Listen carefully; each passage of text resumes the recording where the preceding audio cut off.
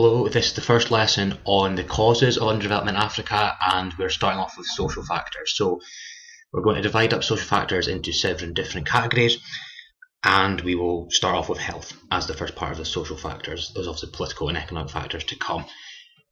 Questions in the exam generally centre around different causes, so it could be one cause is more important than others, they could name a cause, or it could just be general, what are the causes of underdevelopment in Africa. You need to know a variety of different causes, so you'll need to know some social, some economic, and some political. I'll cover the social factors today. Health. Within health, we've got different bits. I'll describe that in a minute. To start off, what I'd like you to do is pause this video and try and answer 2 questions here. So the first one being, what do you think the 5 leading causes of death are in the UK? And then try and guess roughly how many doctors are per 1,000 people in the UK, and then repeat the task for Africa, so 5 leading causes of death in Africa, and then how many doctors per 1,000 people in Africa. Pause the video, try and write stuff down, restart it from here. I'll go through the answers. So the answers here are the UK. So we've got heart disease, dementia, strokes, lung cancer, and respiratory diseases, and we've got roughly 3 doctors per 1,000 people within the UK. Africa, you will notice some similarities, some differences. So top one, HIV and AIDS. We've got respiratory diseases again, but less serious ones. We've got diarrhea related diseases, malaria, and then we've got stroke. So we can see a little bit of overlap with strokes and respiratory illnesses, but we've also got some other ones there. So HIV and AIDS being one, diarrhea related diseases being the second, and malaria the third. So it's important to notice the differences between the UK and Africa. Also, you'll see 3 doctors per 100,000, so far less doctors per population, which again can be an issue within health. So what we're going to do with health is we're going to divide it into 3 key bits. When writing an essay on this topic, there's 2 approaches you can take. The first approach would be to talk as health generally, so that would just be a paragraph of an essay which would potentially include all of these things, or alternatively you could do maybe 2 paragraphs, one on HIV and AIDS, one on malaria and Ebola, or any of the 3 factors you want to do.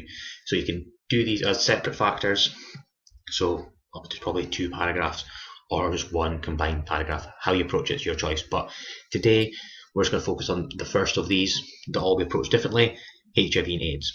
As you saw on the previous slides, it's a major killer within Africa. It's a disease that disproportionately affects African people. So we're going to look at today what it is, how it affects people, and the effects they can have on African countries. So remember from the introduction lesson, there's 3 key bits. What are the causes? What are the consequences? How does it impact people? So HIV and AIDS is where we'll start. So we've got some information here. Again, just take down what you'd like from here. You don't need it all. This bit's kind of mainly background. So to start off, it's just a little bit of information about health in Africa. So health-related issues come from a multitude of factors. It could be things like poor governance, money being used elsewhere, maybe for the benefit of a rich individual or a group of individuals. It could be because of lack of education. Obviously, those who go on to become doctors need to receive a good education. If they do not receive that good education, they will struggle to get into careers like medicine. Therefore, there may be a lack of doctors that way. And then finally, infrastructure. Think about wars and the damaging impact they have. Buildings can be destroyed, often hospitals are destroyed, roads can be destroyed, which means that you can't get resources around the country, and that can have an impact as well. It's also worth noting that there's no country in the continent of Africa that has access to a universal healthcare system. What I mean by universal is basically it covers all your healthcare needs. The UK does have a universal healthcare system, as I'm sure you're aware. So if you think about the step-by-step of being ill, you get to go to GP for free. If you need to go to hospital, you go to hospital for free, and then you receive any medical care you need for free in that hospital. There's no charge at any point within the process in the UK. In Scotland, you've also got the added bonus of free prescriptions, so the medicine you need after, or you may need to maintain an illness or disease, you receive that for free. So we have a universal healthcare system in the UK. That's something that no African country has got. Therefore, there's going to be issues within it. Another term and thing to be aware of at this point is the term GDP, gross domestic product. The gross domestic product is basically the combined value of the goods and services created within a country within 1 year, and it's a monetary amount. So the UK's GDP was several billion. You can see there that 7% of the UK GDP equated to about £153 billion. So the larger the country's GDP, it means the more products and goods it's producing, and the higher the value of those goods and products. Obviously, the more goods and products you produce generally suggests you've got a stronger economy. If you've got a stronger economy, you're gathering things like tax, and there's money available for the healthcare system. So in the UK, if we're using the UK as a comparator, we can see that around 7% of our total wealth, £153 billion, is spent on our healthcare in the year 2019. That is significantly more than is spent in any African country. If you look at countries like Ethiopia, Kenya, Nigeria, they spend somewhere between 4 and 6% of their GDP. In addition to spending a smaller percentage of their GDP, they also have smaller GDPs. So 4 to 6% of a smaller amount is therefore a considerably lower monetary value than the UK have spent on healthcare. That means there's going to be differences in healthcare. It is important to note that all countries in Africa have differences in health. There's a big spectrum of difference. Some have got near to universal healthcare, others have got next to none. It really depends, and it also varies massively within different countries. It varies massively between rural and urban settings. So if you think about big towns, even here, there's bigger hospitals, there's more access to resources. In African countries, if you think about rural areas, maybe far from major cities, those areas are going to have smaller populations. There may be less people willing to work in hospitals, or maybe less people qualified to work in hospitals. There may also be a lack of roads, infrastructure, buildings to work. Therefore, often it is those in rural and remote areas within African countries who suffer the worst health and the worst health outcomes within that. Added in this shortage of resources and often lack of infrastructure, you've got other problems, so things like a lack of access to clean water, poor sanitation. If you think back to the list, one of the top 5 killers in Africa were diarrhea related illnesses. Those are obviously next to none in the UK. We have better access to clean water and proper sanitation facilities. In major cities, the lack of clean water and poor sanitation can be a major issue, and this lack of clean water and proper sanitation can lead to poor hygiene and can lead to waterborne diseases, things like cholera and diarrhea. Those who have studied history will be aware that these illnesses, cholera and diarrhea, killed several thousand people in the UK hundreds of years ago, but these are still major killers in large parts of Africa. So it's again important to be willing to acknowledge that a lot of the health problems are preventable. If you think about access to clean water, proper sanitation and toilets, those issues are easily resolved. A new well, properly plumbed in toilets, those are things we take for granted in our normal day lives, but these are things that kill thousands of Africans every year and are entirely preventable and lead to an impact upon their healthcare system. So that was briefly some background. Take down anything you want from there. It's your choice what you need. This is more background. The stuff you definitely need to talk about HIV and AIDS is in the next couple of slides, but whatever you need from here, please take down. Okay, so we've got some information about HIV and AIDS in Africa. I would make sure you've got a note of this within your notes. So it's an epidemic in Africa. There's lots of people living with HIV. HIV is at present incurable, so it can be managed with certain antiviral drugs, but at this point there's no cure to it. So there are tens of millions of Africans currently living with the effects of HIV. It also leads to a large number of deaths. There's an estimated 1 million AIDS deaths in Africa in 2018, and then there's the other major issue which goes along with this, which is orphans. If parents have both got HIV and AIDS, they tend to die younger. If they tend to die younger, they tend to be family behind. That means there's orphans to be looked after. If you think about what I was saying about GDP, that's going to have implications on tax and income, and the ability of governments to look after these orphans is often reduced by a lack of revenue. Therefore, these orphans often struggle to be looked after. They may have to move on to relatives who may struggle financially to look after them, or they may be forced into sort of child labour as a way of surviving. Also, it's worth noting that it's one of the biggest challenges affecting Africa. It has affected life expectancy. It tends to lead to people dying younger, which therefore brings down a country's life expectancy, how long people are expected to live within that country. There are, as I mentioned, antiretroviral drugs that can help treat the illness but can't cure HIV. But this has been increased massively recently. The United Nations spent a lot of work and money trying to improve access to antiretroviral drugs, which has seen an improvement. One country who are really affected by this is Eswatini. It's got one of the largest groups of people with HIV and AIDS in the country, and it has got the largest percentage of people, with about 27% of the population of Eswatini have HIV or AIDS, which has seriously damaged life expectancy. The average life expectancy in Eswatini is just 57 years, which is very short. Other facts, just make sure you got 4 of these, any 4 you want. So at the height of the AIDS and HIV epidemic, life expectancy stagnated around 50 years. Didn't go above that because of early deaths due to it. Lots of other facts there, that food's one of the main needs, that if you don't have access to enough food or nutritious food, it limits the effect of antiretroviral drugs, which can be a big problem. By 2020, it's estimated that HIV and AIDS will have killed about 20% of South Africa's farmers. If you think about that, there can be implications within the farming industry, because if people are dying younger, they're not getting a chance to pass on expertise. If they can't pass on expertise, key skills can be lost within that, and it also can have a big implication on education. If teachers are dying younger or becoming unwell, they potentially can't educate within a country. So the consequences of it. This is an important part of the consequences section. It's also an important part for analysis within an essay about causes. So when you're thinking about writing an essay, you want to identify a cause, you want to talk about the cause, and then for your analysis or evaluation, you want to be talking about why it's important, why it actually matters. So the next slide will give you a bit more information about that. It's important to remember the majority of people living with HIV and AIDS tend to be in the 15 to 49 age range. If you think about that, obviously that's the primary age for people who work and are contributing to the economy. If people are too unwell, they can't work. That's going to have several implications. The first will be for their family. They might not be able to earn enough money or any money for their family. Second, it has implications for the country.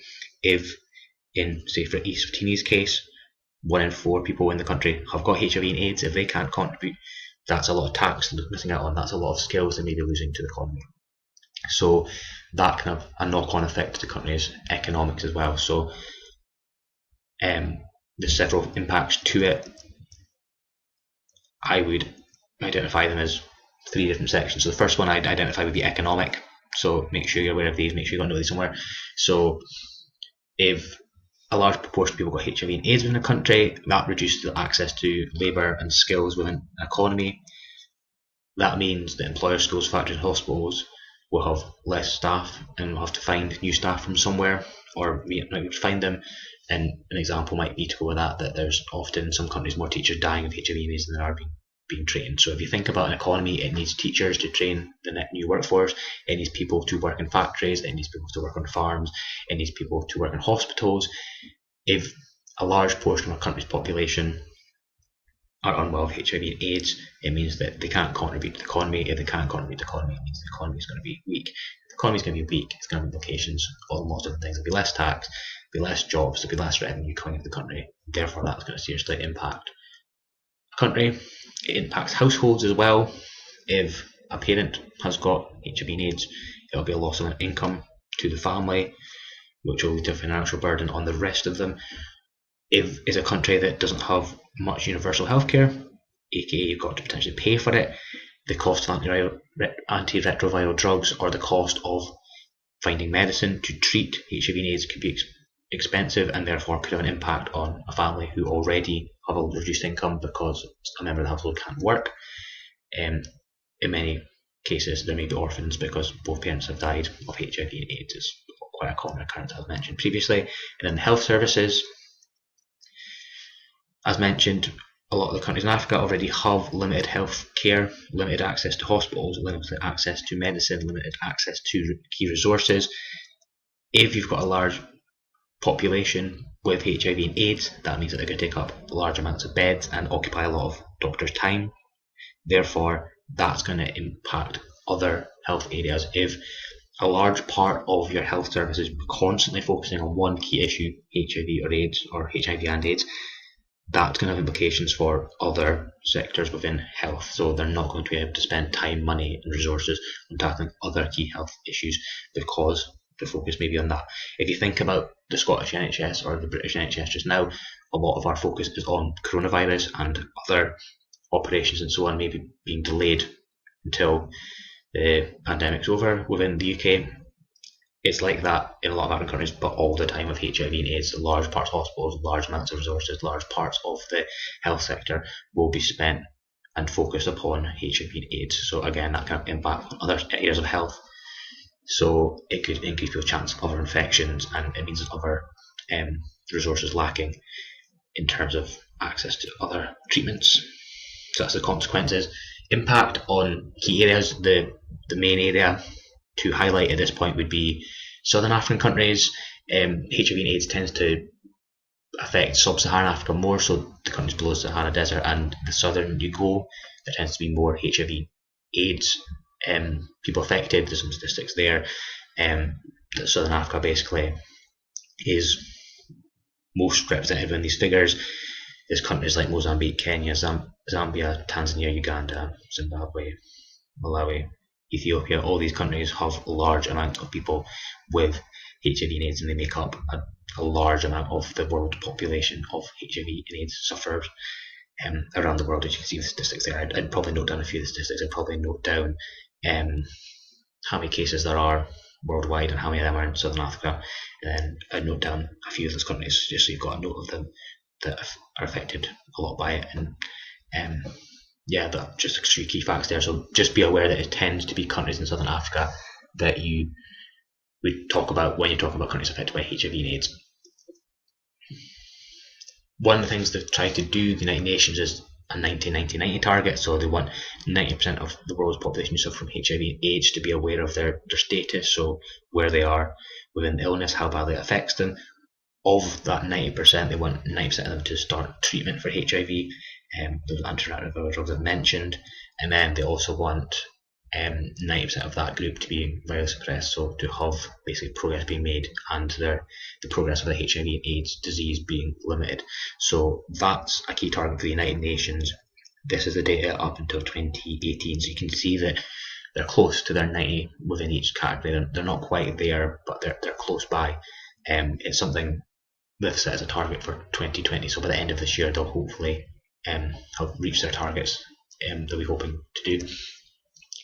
The final task I'd like you to do is it's a bit of research into this yourself. So first of all, use the World Health Organization website, WHO. It's part of the United Nations. It's their branch that deal with disease and illness around the world. They've spent a lot of time on this, as I mentioned, the 90-90-90 approach. So they've been tracking progress within individual countries. So what I'd like to do is use their website. I want you to pick 3 of the 6 countries I identified there. So we've got Botswana, Eswatini, Lesotho, Mozambique, Namibia, and Zimbabwe. They're 6 of the most affected countries with this. So I'd like to pick any 3 of them. It doesn't really matter which 3 you pick, your choice. And for each, I'd like you to use the HIV data table to take down 5 key things. So the first one being the number of people living with HIV. The second, the prevalence, or what percentage of people aged between 15 and 49 have HIV and AIDS in that country. Estimated number of deaths due to HIV in 2018. Estimated number of people newly infected with HIV in 2018. And then there's a graph I'd like to use as well. So I'll just quickly show you the website. So you'll click on the link.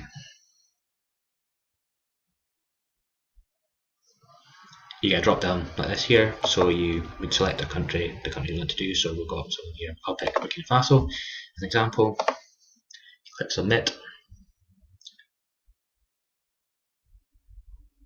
There's lots of information here, so you've got general sort of population information here. So you've got population, maternity rate, life expectancy, and so on. Here, you'll scroll down a little bit.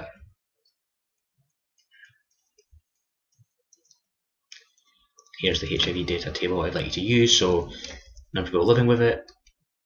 This would be the number here for Burkina Faso. The number of adults with it. That would be the percentage you'd write down for Burkina Faso. Number of deaths. That would be the number you'd use there. You'd use the number of people recently infected here. and then the general trends, use this here. So you will look for this line here, and you'd see that Burkina Faso is a downward trend, so it's decreasing. The number of HIV newly infected cases are decreasing. So too, you can see the death rates decreasing as well. So you will do that for any 3 of these countries here. You choose the 3 and you note down those 5 things for each. This will help with examples. You need specific examples, you need current up-to-date examples for higher essays. So when you're talking about HIV and AIDS, you might talk about what it is, how it affects countries. You'd give an example within that. So some of the stuff you might take down here might give you information about Botswana and its number of HIV deaths or number of people living with it. You then tell me why that affects Botswana, why it's important, and that's roughly how you'd start to structure a paragraph on it. Obviously, we'll go into more detail about essay writing as we go, but as you're taking these notes, the key things you're looking for is you're looking for knowledge, what it is, being able to tell me a few facts about it, being able to explain a little bit about it, and then have a relevant example. So if you've taken down the information from the slides, you'll have some of the explanations, and the work you'll do here will give you some examples as well. So pick any of the 3, that'll give you current examples for it. And that is all I would like to do for this lesson for HIV and AIDS. As usual, any questions, please just get in touch with myself or Mr. Hughes.